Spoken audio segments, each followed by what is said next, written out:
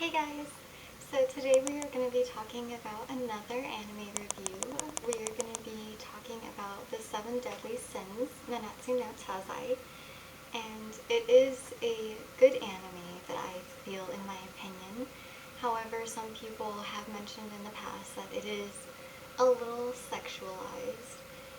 But in reference to that, I feel like that is kind of more in the first couple episodes that they have, and then they kind of drop that and get into the more serious episodes. So I wouldn't really worry about that. If you have heard that, then I would just dismiss it and don't automatically throw the anime away. It is something that is available on Crunchyroll as well as Netflix, so if you have subscriptions to those, you can definitely watch it.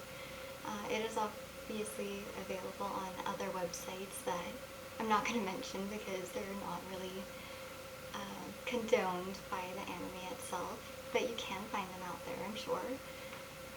Just to kind of brief go back over, this anime is something that is more for shonen. It is technically aimed at teenage boys, but don't let that stop you. I'm obviously not a teenage boy, so you can find enjoyment in it as well. And this anime is by the creators of Fairy Tail as well as Rave Master. So if you like either of those anime, I'm sure you will love this just as much. And kind of a brief story overview, it follows the Seven Deadly Sins trying to kind of get back their country from the Holy Knights, who kind of made them out to be traitors and kind of terrorists against their own kingdom, pretty much, which obviously is not true since they're the protagonists in the story. So you have Elizabeth, who, if you have watched Fairy Tail, is very much kind of cookie cutter, I should say, of Lucy from Fairy Tail. She looks very similar, acts very similar, but she does have her own unique characteristics. So that is nice. She is more of the heart of the group, that is for sure. And then you have Meliodas, who is the main character, and he is the Sin of Wrath, for those that are interested. He is the one who people think he looks like a little kid, but that's not really fact. He is actually an adult. He just doesn't really age, or if he does, it is very, very much drawn out. So he is a lot older than he looks, and he does provide a lot of the seriousness as well as the comedic value to the story.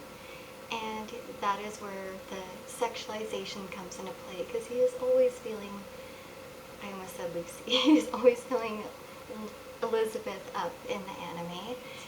And then you have Hawk, that is the happy little comedic pig, and he is the Knights of Leftovers.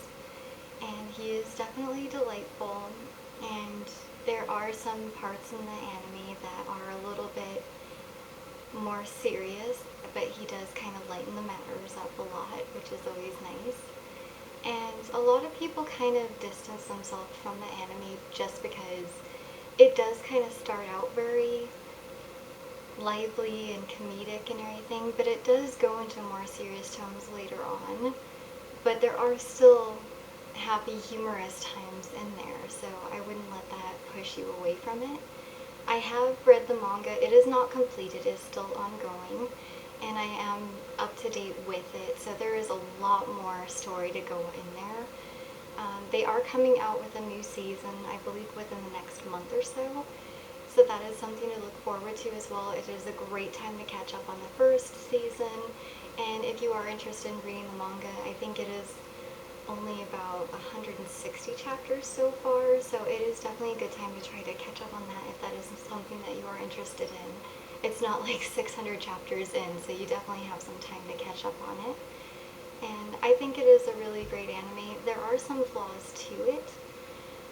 A lot of people don't really like the art style, but that's just how the art style is. It's not like they had low budget or something like that. That is how the art style is meant to be. But if that is something that you kind of look for, more high quality art profiles like for Sword Art Online or Attack on Titan or something, then that may be something that isn't going to interest you.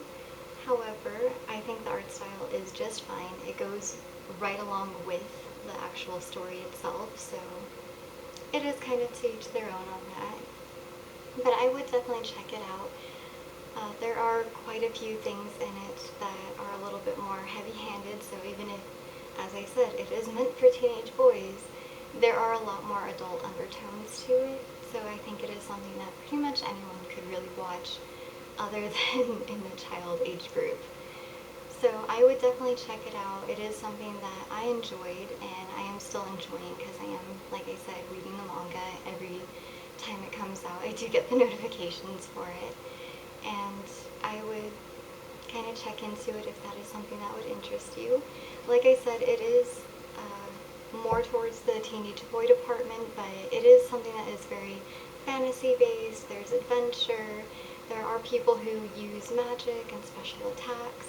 So it isn't something that is more reality based. It's not slice of life by any means, but it is something that if you would normally enjoy like Lord of the Rings or World of Warcraft or anything like that, it is something that they have tones in there that you would probably enjoy in the anime as well.